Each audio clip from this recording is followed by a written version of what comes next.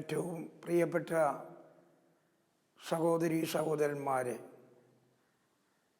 ഈശോ മിശിഹായ്ക്ക് സ്തുതിയായിരിക്കട്ടെ. ഇന്ന് നമുക്കെല്ലാവർക്കും വളരെ പ്രിയപ്പെട്ട പ്രധാനപ്പെട്ട പുണ്യസുദിനമാണ്. ഇന്ന് നമ്മൾ ആഗോള വ്യാപകമായി ക്രിസ്മസ് ആഘോഷിക്കുകയാണ്. യേശു ക്രിസ്തുവിൻ്റെ ജനന തിരുനാളാണിന്ന്. അതിനെക്കുറിച്ച് വിശുദ്ധ യോഹന്നാൻ പറയുന്നത്, ആദിയിൽ വചനമുണ്ടായിരുന്നു, വചനം ദൈവത്തോടുകൂടിയായിരുന്നു, ദൈവം വചനമായിരുന്നു, വചനം മാംസമായി നമ്മുടെ ഇടയിൽ വസിച്ചു എന്നാണ്. ഇന്ന് 2000 വർഷങ്ങൾക്ക് മുമ്പ് വചനം മാംസമായി ഈ മണ്ണിൽ അവതരിച്ച, ഈ മണ്ണിൽ ജനിച്ച പുണ്യസുദിനം നമ്മൾ ഓർമ്മിക്കുകയാണ്. പ്രസിദ്ധനായ അലക്സാണ്ടർ പോപ്പ് എന്ന് പറയുന്ന കവി ഇപ്രകാരം പറയുകയുണ്ടായി: 1000 പ്രാവശ്യം ഉണ്ണി പുൽക്കൂട്ടിൽ വന്ന് പിറന്നാലും ഒരു പ്രാവശ്യം എൻ്റെ ഹൃദയത്തിൽ പിറക്കുന്നില്ലെങ്കിൽ അതുകൊണ്ട് എന്ത് ഫലമാണുള്ളതെന്ന്. ഇന്ന് നിങ്ങളോട് എനിക്ക് ആവശ്യപ്പെടാനുള്ളത്, നിങ്ങൾ കർത്താവായ യേശുവിനോട് പ്രാർത്ഥിക്കണം. നൂറ്റാണ്ടുകൾക്ക് മുമ്പ് ബെത്ലഹേമിൽ വന്ന് പിറന്ന യേശുവേ, എൻ്റെ ഹൃദയത്തിലും അങ്ങ് വന്ന് പിറക്കണമേ. അങ്ങനെ എൻ്റെ ഹൃദയത്തെ അങ്ങ് രൂപാന്തരപ്പെടുത്തണമേ. എൻ്റെ ഹൃദയത്തിലേക്ക് അങ്ങയുടെ സ്നേഹവും സമാധാനവും സന്തോഷവും എല്ലാം ഒഴിച്ചു നൽകണമേ എന്ന്. തീർച്ചയായിട്ടും ദൈവപുത്രൻ നിങ്ങളുടെ ഹൃദയത്തിലേക്ക് വരും, നിങ്ങളുടെ ഹൃദയത്തിൽ വസിക്കും. അതുവഴിയായിട്ട് നിങ്ങൾ പുതിയ സൃഷ്ടികളായി തീരും. ഈ ക്രിസ്മസ് ദിവസം നമ്മൾ പ്രത്യേകം പ്രാർത്ഥിക്കേണ്ട മറ്റൊരു കാര്യമുണ്ട്. ഒരു ക്രിസ്മസ് സംസ്കാരം നമ്മുടെ ഹൃദയത്തിലും നമ്മുടെ ചുറ്റുപാടിലും ഉണ്ടാക്കുന്നതിന് നമ്മളെ സഹായിക്കാൻ. ക്രിസ്മസ് സംസ്കാരം എന്നുകൊണ്ട് ഉദ്ദേശിക്കുന്നത് സ്നേഹത്തിൻ്റെ, പങ്കുവയ്ക്കലിൻ്റെ, സമാധാനത്തിൻ്റെ, ശാന്തിയുടെ, സന്മനസ്സിൻ്റെയൊക്കെ ഒരു സംസ്കാരമാണ്. അത്തരത്തിലുള്ള ഒരു സംസ്കാരം ഉണ്ടാകുന്നതിന് വേണ്ടി നമ്മൾ പ്രത്യേകമായിട്ട് ഇന്ന് പ്രാർത്ഥിക്കണം. പ്രിയപ്പെട്ടവരെ, യോഹന്നാന്റെ സുവിശേഷം 3-ാം അധ്യായം 16-ാം വാക്യത്തിൽ ഇപ്രകാരം പറയുന്നുണ്ട്: അവനിൽ വിശ്വസിക്കുന്നവരാരും നശിച്ചു പോകാതെ രക്ഷ പ്രാപിക്കേണ്ടതിന് തൻ്റെ പുത്രനെ നൽകുവാൻ തക്കവിധം ദൈവം അത്രമാത്രം ലോകത്തെ സ്നേഹിച്ചുവെന്ന്. അപ്പോൾ ബെത്ലഹേമിൽ പിറന്ന ഉണ്ണീശോ നമ്മുടെ ദൈവത്തിൻ്റെ ചങ്കാണ്, കരളാണ്, ആത്മാവാണ്. ചങ്ക് തന്നെ പറച്ചു തന്ന സംഭവമാണ് ക്രിസ്മസ് എന്ന് നമുക്ക് പറയാൻ സാധിക്കും. അതുപോലെ തന്നെ എബ്രായക്കാർക്ക് ലേഖനം 1-ാം അധ്യായം 1-2 വാക്യങ്ങളിൽ പറയുന്നു, ദൈവം നമ്മുടെ പിതാക്കന്മാരോട് പല വിധത്തിൽ സംസാരിച്ചു, എന്നാൽ ഈ അവസാന നാളുകളിൽ അവിടുന്ന് തൻ്റെ പുത്രൻ വഴി നമ്മോട് സംസാരിച്ചിരിക്കുന്നുവെന്ന്. ബെത്ലഹേമിൽ പിറന്ന ഉണ്ണിയേശു ദൈവത്തിൻ്റെ പുത്രനാണ്, ദൈവത്തിൻ്റെ ഏകസുതനാണ്. അപ്പോൾ ലോകത്തെ രക്ഷിക്കുന്നതിന് വേണ്ടി, നമ്മളെ രക്ഷിക്കുന്നതിന് വേണ്ടി മനുഷ്യരൂപമെടുത്ത് മനുഷ്യരോടൊപ്പം ജീവിച്ച് അടിയും ഇടിയുമേറ്റ് അവസാനം കാൽവരിയിൽ ക്രൂശിക്കപ്പെട്ട ആ സ്നേഹമായ ഈശോ, നമുക്കതിന്ന് പ്രത്യേകമായിട്ട് ഓർക്കാം. ഞാൻ ഈ ക്രിസ്മസിനെ കുറിച്ച് സംസാരിക്കുമ്പോൾ എൻ്റെ ചിന്ത ഏതാണ്ട് 50 വർഷങ്ങൾക്ക് മുമ്പ് പിന്നിലോട്ട് പോവുകയാണ്. ഞാൻ 8-ലും 9-ലും 10-ലും പഠിക്കുന്ന കാലത്ത് ഞങ്ങളെ ഗ്രാമത്തിലെ കുട്ടികളെല്ലാം ഒരുമിച്ച് കൂടും. എന്നിട്ട് പുല്ലും പനയോല കൊണ്ടും ഒരു പുൽക്കൂട് ഉണ്ടാക്കും. എവിടെന്നെങ്കിലും ഒരു ഉണ്ണിയെ സംഘടിപ്പിക്കും. ഔസേപ്പുണ്യാവലിനെയും മാതാവിനെയും അതിലിരുത്തുകയും ചെയ്യും. വൈകുന്നേരം ഒരു 7 മണിയാകുമ്പോൾ 2 പെട്രോൾ മാക്സ് ഞങ്ങൾ കടമെടുക്കും, വാടകയ്ക്കെടുക്കും. എന്നിട്ട് പാട്ടും പാടി ഞങ്ങൾ ആ ഗ്രാമത്തിൽ മുഴുവനും ചുറ്റിക്കറങ്ങുമായിരുന്നു. ക്രിസ്മസിൻ്റെ ഒരു അന്തരീക്ഷം ആ ഗ്രാമത്തിൽ ഉണ്ടാക്കിയിരുന്നത് ഞങ്ങളായിരുന്നു, ഞങ്ങൾ കുട്ടികളായ ഞങ്ങളായിരുന്നു. ഓരോ വീട്ടിലും ഞങ്ങൾ ചെല്ലുമ്പോൾ ഞങ്ങളെ കാത്ത് ആ വീട്ടുകാരിരിക്കുമായിരുന്നു. ഓരോ വീടിൻ്റെ മുറ്റത്ത് ചെന്ന് ഡാൻസ് കളിച്ച് പാട്ടുപാടും. ഇന്നും ഞാൻ 50 വർഷങ്ങൾക്ക് ശേഷവും അന്ന് പാടിക്കൊണ്ടിരുന്ന പാട്ട് ഞാൻ ഓർക്കുന്നുണ്ട്. പട്ടുവിരിച്ച മെത്തകളില്ല, മന്ദിരമില്ല ശയിപ്പാനായി, വെറുമൊരു കാലിപ്പുൽക്കൂടതിനാൽ രക്ഷകൻ യേശു പിറന്നല്ല, ആ രക്ഷകൻ യേശു പിറന്നല്ല. പ്രിയപ്പെട്ടവരെ, ഇന്ന് അത്തരത്തിലുള്ള സംഭവങ്ങളൊക്കെ വിസ്മൃതമാവുകയാണ്.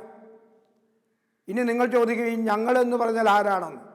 അവിടെ അബൂബക്കർ ഉണ്ടായിരുന്നു, നബീസ ഉണ്ടായിരുന്നു, വാസു ഉണ്ടായിരുന്നു, സതി ഉണ്ടായിരുന്നു, ജോസും തോമസും മേരിയും ഏശമ്മയും എല്ലാം ഉണ്ടായിരുന്നു. ഞങ്ങളെല്ലാവരും കൂടിയാണ് ക്രിസ്മസ് ആഘോഷിച്ചിരുന്നത്. ഗ്രാമത്തെ ക്രിസ്മസിൻ്റെ അന്തരീക്ഷത്തിലേക്ക് കൊണ്ടുവന്നത് ഞങ്ങളുടെ പാട്ടും ഞങ്ങളുടെ ഡാൻസും ഞങ്ങളുടെ ഈ പുൽക്കൂടും എല്ലാമാണ്. പ്രിയപ്പെട്ടവരെ, ഇന്ന് നമ്മളെല്ലാവരും മതേതരത്വത്തെക്കുറിച്ച് സംസാരിക്കാറുണ്ട്.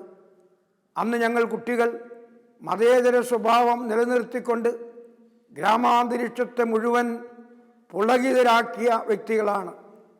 മതേതരത്വം അല്ലെങ്കിൽ മതേതര സ്വഭാവം എന്ന് പറയുമ്പോൾ അവിടെ മുസ്ലിമുകളുണ്ടായിരുന്നു, ക്രിസ്ത്യാനികളുണ്ടായിരുന്നു, ഹിന്ദുക്കളുണ്ടായിരുന്നു. ഇന്ന് നമ്മൾ ആ മതേതര സ്വഭാവമൊക്കെ മറന്നു പോവുകയാണ്. പതുക്കെ പതുക്കെ നമ്മളെ സർവരും സഹോദരരെന്ന് ഓർമ്മിപ്പിക്കുന്നതിന് വേണ്ടി ഈ അടുത്ത കാലത്ത് നമ്മുടെ പരിശുദ്ധ പിതാവ് ഫ്രാൻസിസ് പാപ്പ ഒരു എൻസിക്ലിക്കൽ തന്നെ എഴുതുകയുണ്ടായി. അതിൻ്റെ പേരാണ് ഫ്രatelli tutti.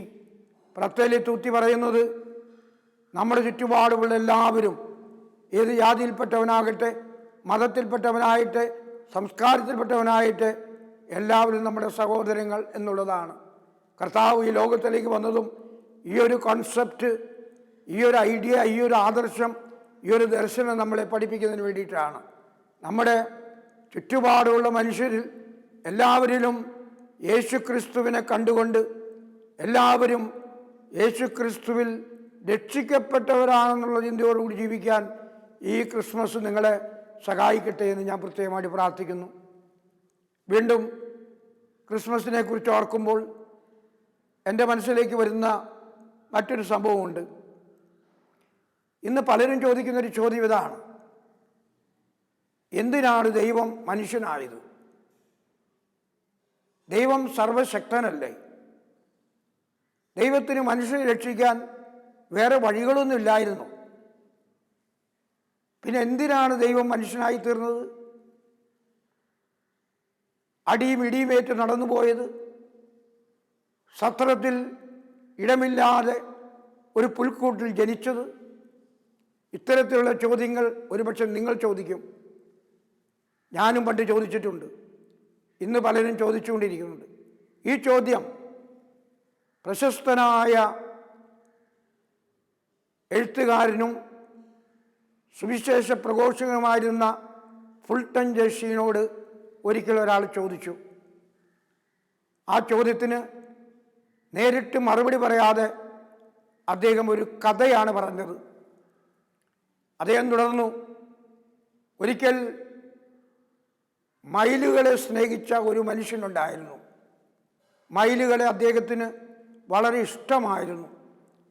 മയിലുകൾ കളിക്കുന്നതും ഡാൻസ് ആടുന്നതും എല്ലാം കണ്ട് അദ്ദേഹം മാറി നിന്ന് രസിക്കുമായിരുന്നു. അങ്ങനെ ഇരിക്കെ ഒരിക്കൽ ഒരു മയിൽക്കൂട്ടം ഒരു കാട്ടിലുണ്ടെന്ന് മനസ്സിലായ അദ്ദേഹം എല്ലാ ദിവസവും ഭക്ഷണവുമായിട്ട് ആ മയിലുകളെ അന്വേഷിച്ച് അവിടെ പോകും. എന്നിട്ട് ഈ ഭക്ഷണം അവർക്ക് കൊടുത്തിട്ട് അയാൾ മാറി നിന്ന് ഇതൊക്കെ ഭക്ഷിക്കുന്ന മയിലുകളെ നോക്കി കാണുമായിരുന്നു. കുറേ കാലം അങ്ങനെ കഴിഞ്ഞു. അദ്ദേഹത്തിൻ്റെ വസ്തുവകളെല്ലാം വിറ്റതിന് ശേഷം അദ്ദേഹം ചെയ്തത് അതെല്ലാം ഭക്ഷണം വാങ്ങി ഈ മയിലുകൾക്ക് നൽകുകയായിരുന്നു. പിന്നീട് ഒരു ദിവസം ഈ മയിലുകൾ ഭക്ഷണം കഴിക്കാൻ വന്നപ്പോൾ അദ്ദേഹം ഓർക്കുകയാണ്, ഇവയെ ഞാൻ എത്രമാത്രമാണ് സ്നേഹിക്കുന്നത്. എൻ്റെ സമയവും എൻ്റെ ജീവിതവും എല്ലാം ഇവയ്ക്ക് വേണ്ടി ഞാൻ ചിലവഴിക്കുന്നില്ലേ? എൻ്റെ വസ്തുവകളെല്ലാം ഞാൻ ഇതിനുവേണ്ടി മാത്രം ചിലവഴിച്ചില്ലേ? അതുകൊണ്ട് ഈ മയിലുകളുടെ അടുക്കിലേക്ക് ഞാൻ കടന്നു ചെല്ലുമെന്ന്. അങ്ങനെ അദ്ദേഹം ഒളിച്ചു നിന്ന അദ്ദേഹം മയിലുകളെ കാണുന്നതിന് വേണ്ടി മയിലുകളുടെ അടുക്കിലേക്ക് ചെല്ലുകയാണ്. മനുഷ്യൻ്റെ വെട്ടം കണ്ട മാത്രയിൽ മയിലുകളെല്ലാം ഓടിപ്പോയി. ഈ മനുഷ്യൻ അവിടെ നിന്ന് പൊട്ടിക്കരഞ്ഞു. ഇത്രമാത്രം മയിലുകളെ ഞാൻ സ്നേഹിച്ചിട്ടും ഞാൻ അവയെ സ്നേഹിക്കുന്നുവെന്ന് ഇവയ്ക്ക് അറിയുന്നില്ലല്ലോ എന്ന് ഓർത്ത് ദുഃഖിതനായ അദ്ദേഹം തിരിച്ചു പോരുകയാണ്. അങ്ങനെ തിരിച്ചു പോകുന്ന അവസരത്തിൽ ഒരു വഴിപോക്കനെ കണ്ടു. വഴിപോക്കൻ അദ്ദേഹത്തോട് ചോദിച്ചു, എന്താ നിങ്ങളുടെ മുഖം മളാനമായിരിക്കുന്നത്? നിങ്ങൾക്കെന്താ വിഷമമെന്ന്. അപ്പോൾ അദ്ദേഹം പറഞ്ഞു, ഉണ്ടായ സംഭവങ്ങളെല്ലാം വിവരിച്ചു കൊടുത്തു. അപ്പോൾ ആ വഴിപോക്കൻ പറഞ്ഞു, അതിനൊരു വഴിയുണ്ട്. നിങ്ങൾക്ക് മയിലുകളിൽ ഒന്നിനെ പോലെ ആകുവാൻ സാധിക്കുമെങ്കിൽ തീർച്ചയായിട്ടും ആ മയിലുകളുടെ അടുക്കലേക്ക് നിനക്ക് പോകാൻ സാധിക്കും. അതുകൊണ്ട് മയിലുകളെപ്പോലെ നീ ആയിത്തീരുക. അതാണ് അവയെ കീഴടക്കുവാനുള്ള ഏറ്റവും വലിയ മാർഗം എന്ന് പറയുകയാണ്. ഇത് കേട്ട മയിലുകളെ സ്നേഹിച്ച മനുഷ്യൻ തനിക്കൊരിക്കലും ഒരു മയിലാകാൻ കഴിയില്ലല്ലോ എന്നോർത്ത് സങ്കടപ്പെട്ട് പോവുകയാണ്. ഫുൾട്ടൻ ജേഷ്യൻ പറയുകയാണ്, ഇത് മയിലുകളെ സ്നേഹിച്ച ഒരു മനുഷ്യൻ്റെ കഥയാണ്. എന്നാൽ മനുഷ്യരെ സ്നേഹിച്ച ദൈവത്തിൻ്റെ കഥയാണ് ക്രിസ്മസ്. മനുഷ്യരെ സ്നേഹിച്ച ദൈവത്തിന് മനുഷ്യനാകാൻ കഴിഞ്ഞു, മനുഷ്യനോടൊപ്പം ജീവിക്കാൻ കഴിഞ്ഞു, അവൻ്റെ പോലെ നടക്കാനും ചിരിക്കാനും കളിക്കാനും കരയാനും കഴിഞ്ഞു. ആ ദൈവം നമ്മുടെ ദൈവമാണെന്ന്, ഇമ്മാനുവേലാണെന്ന്, ദൈവം നമ്മുടെ കൂടെയാണെന്ന് നമ്മളെ പഠിപ്പിച്ചുകൊണ്ട് ആ ബെത്ലഹേമിലെ പുൽക്കൂട്ടിൽ ഭൂജാതനാവുകയാണ് ഉണ്ടായത്. മറ്റൊരു സംഭവം കൂടി ഇതിനെപ്പറ്റി ഞാൻ നിങ്ങളോട് പറയാം. ഈ സംഭവം നടക്കുന്നത് ജർമ്മനിയിലെ ഒരു മലഞ്ചെരിവിലാണ്. അവിടെ ഒരു ചെറിയ കുടിലിൽ ടോംസൺ എന്ന് പറയുന്ന മനുഷ്യൻ ജീവിക്കുകയാണ്. അദ്ദേഹത്തിന് ഭാര്യയുണ്ട്, മക്കളുണ്ട്. അദ്ദേഹത്തിൻ്റെ ഭാര്യയും മക്കളും ക്രിസ്മസ് രാത്രിയിൽ പാതിരാ കുർബാനയിൽ പങ്കെടുക്കാൻ വേണ്ടി പള്ളിയിൽ പോയി. അയാൾ പറഞ്ഞു, ഞാൻ വരുന്നില്ല, ഇതൊക്കെ ശുദ്ധ അസംബന്ധമാണ്, എനിക്ക് ഈ ക്രിസ്മസിലൊന്നും വലിയ വിശ്വാസമില്ല. ദൈവം മനുഷ്യനാവുക, ഉണ്ണി പുൽക്കൂട്ടിൽ പിറക്കുക, ആട്ടിടെ പോയി കാണുക, ഇതൊക്കെ അസംബന്ധമായിട്ടുള്ള അവിശ്വസിക്കുന്ന കാര്യങ്ങളാണെന്ന് പറയുകയാണ്. അപ്പോൾ ആ മനുഷ്യൻ അങ്ങനെ ഇരുന്നൊരു പുസ്തകം വായിച്ചുകൊണ്ട് അകത്തിരിക്കുന്ന രാത്രി, അപ്പോൾ പുറത്ത് പക്ഷികളുടെ കരച്ചിൽ കേട്ടു. അയാൾ പതുക്കെ ഡോറ് തുറന്ന് ആ പക്ഷികളുടെ കരച്ചിൽ കേട്ട ഭാഗത്തേക്ക് കടന്നു ചെന്നു. അപ്പോൾ മഞ്ഞ് പെയ്യുന്നുണ്ടായിരുന്നു. ജർമ്മനിയിലൊക്കെ ധാരാളം മഞ്ഞ് പെയ്യുന്ന സ്ഥലമാണല്ലോ. അങ്ങനെ അദ്ദേഹം നോക്കിയപ്പോൾ ഒരു പക്ഷി ഈ മഞ്ഞിൽ വീണ് പറക്കാൻ കഴിയാതെ കിടന്ന് വിഷമിക്കുകയാണ്. ഈ മനുഷ്യൻ ആ പക്ഷിയുടെ അടുക്കലേക്ക് ചെന്നു. എന്നിട്ട് ഈ പക്ഷിയെ പിടിക്കാനായിട്ട് ശ്രമിക്കുകയാണ്. പക്ഷെ ഇയാൾ കൈ കൊണ്ട് ചെല്ലുമ്പോൾ ഈ പക്ഷി അകന്നു പോകും. ഓരോ പ്രാവശ്യം കൈ കൊണ്ട് ചെല്ലുമ്പോഴും ഈ പക്ഷി പതുക്കെ പതുക്കെ പേടിച്ച് അകന്നു പോവുകയാണുണ്ടായത്. അപ്പോൾ ഈ മനുഷ്യൻ ഓർക്കുകയാണ്, ഈ പക്ഷിയെ രക്ഷിക്കാനാണ് ഞാൻ ശ്രമിക്കുന്നതെന്ന് ഈ പക്ഷിക്ക് അറിഞ്ഞിരുന്നെങ്കിൽ. അങ്ങനെ ചിന്തിച്ചിരുന്നിട്ട് ഇതിനെ പിടിക്കാതായപ്പോൾ വിഷമം തോന്നി. അപ്പോൾ ഇയാൾ ചിന്തിക്കുകയാണ്, ഈ പക്ഷികളിൽ ഒന്നിനെ പോലെ എനിക്കാകാൻ കഴിയുമായിരുന്നെങ്കിൽ ഈ പക്ഷിയെ എനിക്ക് രക്ഷിക്കാമായിരുന്നു. ഈ പക്ഷികളിൽ ഒന്നിനെ പോലെ എനിക്ക് ആകാൻ കഴിയുമായിരുന്നെങ്കിൽ ഈ പക്ഷി എനിക്ക് രക്ഷിക്കാൻ കഴിയുമായിരുന്നു. ആ നേരത്ത് അദ്ദേഹത്തിൻ്റെ ഉൾക്കാഴ്ചയുണ്ടായി. മനുഷ്യപദാർത്ഥത്തെപ്പറ്റിയുള്ള ഉൾക്കാഴ്ച ആ സമയത്ത് അദ്ദേഹത്തിന് ലഭിക്കുകയാണ്. തത്സമയം ദേവാലയത്തിലെ മണികൾ അടിച്ചു.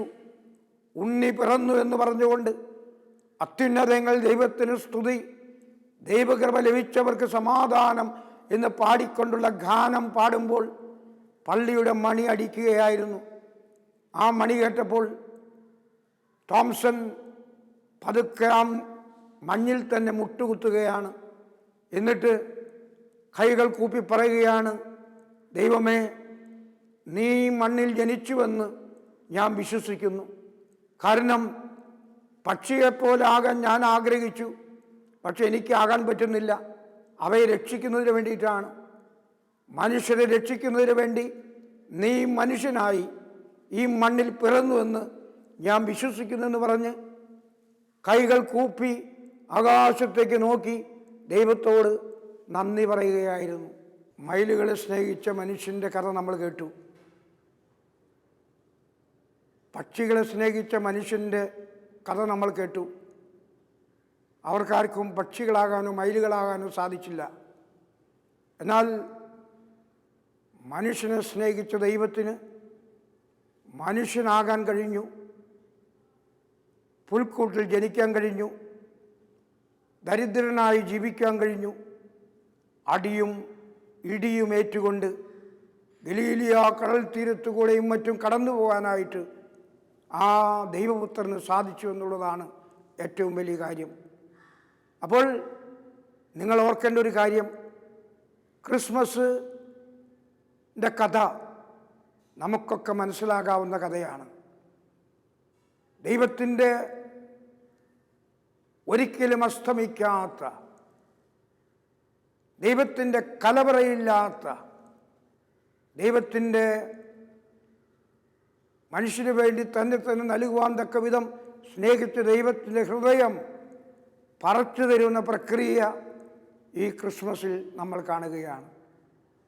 അതുകൊണ്ട് പ്രിയപ്പെട്ടവരെ, ഈ ക്രിസ്മസ് ആഘോഷിക്കുമ്പോൾ നമ്മൾ അതിനെക്കുറിച്ച് സംശയിക്കരുത്. ദൈവത്തിന് മനുഷ്യനാകാൻ കഴിഞ്ഞത് ദൈവം മനുഷ്യനെ അത്രമാത്രം സ്നേഹിച്ചത് കൊണ്ടാണ്. അതിൽ ലോജിക്കില്ല, വേറെ ഉത്തരങ്ങളൊന്നുമില്ല, സ്നേഹം മാത്രമേ അതിലുള്ളൂ. അത് നമ്മൾ മനസ്സിലാക്കണം. ഇനിയും വീണ്ടും ഞാൻ നിങ്ങളോട് ചോദിക്കാൻ ആഗ്രഹിക്കുന്നത്, ഈ ക്രിസ്മസ് നമുക്ക് നൽകുന്ന സന്ദേശം എന്താണ്? ഒന്നാമത്തെ സന്ദേശം, നമ്മൾ ചെറുതാകണം എന്നുള്ളതാണ്, ശൂന്യവൽക്കരിക്കണം എന്നുള്ളതാണ്. ഗ്രീക്കിൽ അതിനെ കെനോസിസ് എന്ന് പറയും, സ്വയം ശൂന്യവൽക്കരണം. പ്രിയപ്പെട്ടവരെ, ഒന്ന് ആലോചിച്ച് നോക്കൂ. ബെത്ലഹേം, ആ വാക്കിൻ്റെ അർത്ഥം എന്താണ്? അപ്പത്തിൻ്റെ ഭവനം എന്നാണ്. അപ്പത്തിൻ്റെ ഭവനത്തിൽ പിറന്ന് മനുഷ്യരാശിക്ക് അപ്പമായി തീർന്നവനാണ് യേശു ക്രിസ്തു. മാത്രമല്ല, നൂറ്റാണ്ടുകൾക്ക് മുമ്പ് ആദവും ഹവയും തിന്നരുതെന്ന് പറഞ്ഞിട്ട് ആ വൃക്ഷത്തിൻ്റെ കായ് തിന്നുകയും ദൈവത്തെ ധിക്കരിക്കുകയും ചെയ്തു. എന്നാൽ മനുഷ്യപുത്രൻ ലോകത്തിലേക്ക് വന്ന് തൻ്റെ ശരീരത്തെ അപ്പമായി മാറ്റിക്കൊണ്ട്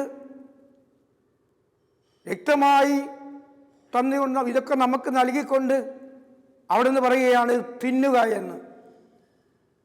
അപ്പോൾ വർഷങ്ങൾക്ക് മുമ്പ് ആദവും ഹവയും ധിക്കാരപൂർവം തിന്നരുതെന്ന് പറഞ്ഞിട്ട് തിന്നുവെങ്കിൽ ഇന്ന് അതിന് പരിഹാരമായിട്ട് ദൈവപുത്രൻ പറയുകയാണ്, എൻ്റെ മാംസം ഭക്ഷിക്കുക, നിങ്ങൾക്ക് ജീവനുണ്ടാകും, നിങ്ങൾക്ക് രക്ഷയുണ്ടാകും എന്നാണ്. നമ്മളത് ഓർക്കണം. അപ്പോൾ ദൈവം ചെറുതായ സ്ഥലമാണ് ബത്ലഹേം. ദൈവം നമ്മളെ പഠിപ്പിക്കുന്ന പാഠം എന്താണ്? നമ്മളും ചെറുതാകാൻ പഠിക്കണം. ഇന്ന് ഈ ലോകത്തിൽ അനേകം പ്രശ്നങ്ങളുണ്ട്. ആ പ്രശ്നങ്ങളൊക്കെ തരണം ചെയ്യാനുള്ള ഏറ്റവും വലിയ മാർഗം മനുഷ്യൻ ചെറുതാകുക എന്നുള്ളതാണ്. കുനിയുക, എളിമപ്പെടുക, സ്വയം ശൂന്യവൽക്കരിക്കുക, കുമ്പിടാൻ പഠിക്കുക. നമ്മുടെ കുടുംബങ്ങളിൽ ഭാര്യ ഭർത്താവിൻ്റെ അടുക്കൽ കുമ്പിടാൻ പഠിക്കണം. ഭർത്താവ് ഭാര്യയുടെ അടുത്ത് കുമ്പിടാൻ പഠിക്കണം. മാതാപിതാക്കൾ കുഞ്ഞുങ്ങളുടെ അടുത്ത് കുമ്പിടാൻ പഠിക്കണം. കുഞ്ഞുങ്ങൾ മാതാപിതാക്കളുടെ അടുത്ത് കുമ്പിടാൻ പഠിക്കണം. കുമ്പിടുന്ന, ചെറുതാകുന്ന, സ്വയം ശൂന്യവൽക്കരിക്കുന്ന ഒരു സംസ്കാരത്തിന് മാത്രമേ ഇന്നത്തെ ലോകത്തെ രക്ഷിക്കാൻ കഴിയൂ എന്ന് നിങ്ങൾ വിശ്വസിക്കണം. ദൈവം ബത്ലഹേമിലൂടെ നമ്മളെ പഠിപ്പിച്ച ഏറ്റവും വലിയ പാഠം കുമ്പിടണം, ചെറുതാകണം എന്നുള്ള പാഠമാണ്. ആ പാഠം ഈ ക്രിസ്മസ് ദിവസം നിങ്ങൾ മനസ്സിൽ റെക്കോർഡ് ചെയ്ത് ഇടണം. രണ്ടാമതായിട്ട്, ദൈവം ഈ ലോകത്തിലേക്ക് മനുഷ്യനായി തീർന്നത് ഒരു സ്നേഹത്തിൻ്റെ ആഗോളവൽക്കരണം നടത്തുന്നതിന് വേണ്ടിയിട്ടാണ്. Globalisation of love. നമ്മളിന്ന് ആഗോളവൽക്കരണത്തെക്കുറിച്ച് ധാരാളം കേൾക്കാറുണ്ട്. പക്ഷേ ഇന്നത്തെ ആഗോളവൽക്കരണം എന്താണ് നടക്കുന്നത്? തിന്മയുടെ വ്യാപനം കൂട്ടുന്നു. തിന്മയുടെ ആഗോളവൽക്കരണമാണ്, നന്മയുടെ ആഗോളവൽക്കരണമില്ല. മറിച്ച് ദൈവപുത്രൻ നമ്മളെ പഠിപ്പിക്കുന്നത് സ്നേഹത്തിൻ്റെ ആഗോളവൽക്കരണമാണ്. എന്ന് വെച്ചാൽ സ്നേഹം വിന്യസിക്കപ്പെടണം, സ്നേഹം സ്പ്രെഡ് ചെയ്യപ്പെടണം, സ്നേഹം എല്ലായിടത്തും വ്യാപിപ്പിക്കപ്പെടണം. എങ്കിൽ നമുക്ക് ചുറ്റും ഒരു പുതിയ സാമ്രാജ്യം, ദൈവം വിചാരിക്കുന്ന സാമ്രാജ്യം ഉയർത്തിക്കൊണ്ടുവരാൻ നമുക്ക് സാധിക്കും എന്ന് നിങ്ങൾ മനസ്സിലാക്കണം. പ്രിയപ്പെട്ടവർ, അവസാനമായിട്ട് ഇന്ന് ക്രിസ്മസ് ദിനമാണ്. പണ്ടൊക്കെ നമ്മൾ ഈ ക്രിസ്മസ് ദിനത്തിൽ കുമ്പസാരിക്കുമായിരുന്നു. പക്ഷെ ഇപ്പോൾ നിങ്ങൾ പറയും, കുമ്പസാരിക്കാനോ പള്ളിയിൽ പോകാനോ ഒന്നും പറ്റുന്നില്ല, എന്തു ചെയ്യാൻ സാധിക്കും?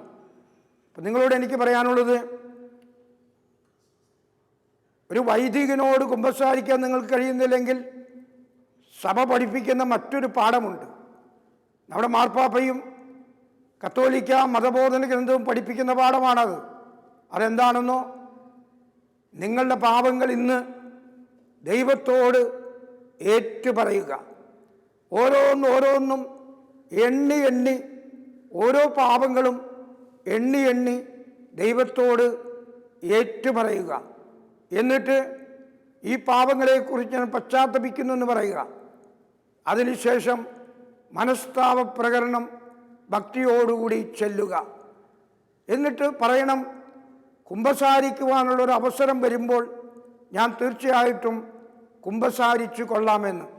നിങ്ങളുടെ മാരകപാപങ്ങളും നിങ്ങളുടെ ലഘുപാപങ്ങളും ദൈവം ആ സമയം ക്ഷമിച്ചിരിക്കുമെന്ന് നിങ്ങൾ മനസ്സിലാക്കണം. അപ്പോൾ സഭ പഠിപ്പിക്കുന്ന പാഠമാണിത്. വൈദികരുടെ അസാന്നിധ്യമുണ്ടെങ്കിൽ, വൈദികരോട് കുമ്പസാരിക്കാൻ നമുക്ക് സാധിക്കുന്നില്ലെങ്കിൽ, ഈ പാൻഡമിക്കിൻ്റെ കാലത്ത്, ഈ മഹാമാരിയുടെ കാലത്ത് നമുക്ക് ചെയ്യാൻ സാധിക്കുന്നത് നമ്മുടെ പാപങ്ങൾ ദൈവത്തോട് നേരിട്ട് പറയുക എന്നുള്ളതാണ്. ഈ ക്രിസ്മസ് ദിവസം ഉണ്ണിയെ വരവേൽക്കുന്നതിന്, ഉണ്ണിയെ നിങ്ങളുടെ ഹൃദയത്തിൽ സ്വീകരിക്കുന്നതിന് നിങ്ങൾ ദൈവത്തോട് കുമ്പസാരിക്കണം. വൈദികരെ കിട്ടുകയാണെങ്കിൽ വൈദികരോട് കുമ്പസാരിക്കണം. ഇല്ലെങ്കിൽ ഞാൻ നേരത്തെ പറഞ്ഞതുപോലെ നേരിട്ട് ദൈവത്തോട് സംസാരിക്കുക. പ്രിയപ്പെട്ടവരെ, ഈ ക്രിസ്മസ് ആഘോഷിക്കുമ്പോൾ ഞാൻ ആദ്യമേ പറഞ്ഞതുപോലെ ഒരു ക്രിസ്മസ് സംസ്കാരം നിങ്ങളിലും നിങ്ങൾക്ക് ചുറ്റും വളർന്നു വരട്ടെ. എന്താണ് ആ സംസ്കാരം? സ്നേഹത്തിൻ്റെ സംസ്കാരം, സമാധാനത്തിൻ്റെ സംസ്കാരം, എളിമയുടെ സംസ്കാരം, സ്വയം ശൂന്യവൽക്കരണത്തിൻ്റെ സംസ്കാരം, ചെറുതാകലിൻ്റെ സംസ്കാരം, കുമ്പിടുന്നതിൻ്റെ സംസ്കാരം. അതൊക്കെ നിങ്ങളിലും നിങ്ങൾക്ക് ചുറ്റും വളരുമ്പോൾ ഒരു പുതിയ ആകാശവും പുതിയ ഭൂമിയും നമ്മുടെ ചുറ്റുപാടും ഉണ്ടാകും. അത് മാത്രമേ ലോകത്തിന് രക്ഷ തരാൻ സാധിക്കുകയുള്ളൂ. ക്രിസ്മസ് സംസ്കാരത്തിന് മാത്രമേ ലോകത്തെ വീണ്ടെടുക്കുവാനും രക്ഷിക്കുവാനും സാധിക്കുമെന്ന് നിങ്ങൾ കരുതണം. ലോകത്തെ രക്ഷിക്കുവാൻ വന്ന ഈശോ നിങ്ങളെ തീർച്ചയായിട്ടും അനുഗ്രഹിക്കും. രക്ഷകനായ യേശുവേ, അങ്ങ് സാക്ഷാൽ ദൈവമാണെന്ന്, അങ്ങ് സാക്ഷാൽ ദൈവപുത്രനാണെന്ന്, അങ്ങ് ഈശോ മിശിഹയാണെന്ന്, അങ്ങ് ക്രിസ്തുവാണെന്ന് ഞങ്ങൾ വിശ്വസിക്കുന്നു എന്ന് പറഞ്ഞുകൊണ്ട് വളരെ മനോഹരമായ വിധത്തിൽ, സുന്ദരമായ വിധത്തിൽ നിങ്ങൾ കുടുംബാംഗങ്ങൾ, ഭാര്യയും ഭർത്താവും മക്കളും എല്ലാവരും കൂടെ ചേർന്ന് ഈ ക്രിസ്മസ് ആഘോഷിക്കണം. ക്രിസ്മസ് സംഭവിക്കാത്ത കാര്യമാണ് നിങ്ങൾ വിചാരിക്കരുത്. മറിച്ച് ക്രിസ്മസ് 2000 വർഷങ്ങൾക്ക് മുമ്പ് നടന്ന സംഭവമാണ്. ഇന്നും ക്രിസ്മസ് സംഭവിക്കുന്നു. നമ്മുടെ ഹൃദയത്തിലേക്ക് എഴുന്നള്ളി വരുന്ന ഈശോയെ നമ്മൾ സ്വീകരിക്കുമ്പോൾ അതിന് നിങ്ങൾ കഴിയട്ടെ എന്ന് ഈ ഷാലോം ശ്രോതാക്കളായ നിങ്ങൾ ഓരോരുത്തരോടും ഞാൻ അഭ്യർത്ഥിക്കുകയാണ്. നിങ്ങൾക്ക് വേണ്ടി ഞാൻ പ്രാർത്ഥിക്കുന്നു. എനിക്ക് വേണ്ടി നിങ്ങളും പ്രാർത്ഥിക്കണം. വളരെ ലളിതമായ രീതിയിൽ, നിങ്ങൾക്ക് മനസ്സിലാകുന്ന രീതിയിൽ ക്രിസ്മസിനെ കുറിച്ച് ഞാൻ നിങ്ങളോട് പറയുകയായിരുന്നു. നിങ്ങളെ സന്തോഷിപ്പിച്ചിട്ടുണ്ടാകും, നിങ്ങളെ ഹൃദയത്തെ ജ്വലിപ്പിച്ചിട്ടുണ്ടാകും എന്ന് ഞാൻ കരുതുന്നു. ദൈവം നിങ്ങളെ അനുഗ്രഹിക്കട്ടെ.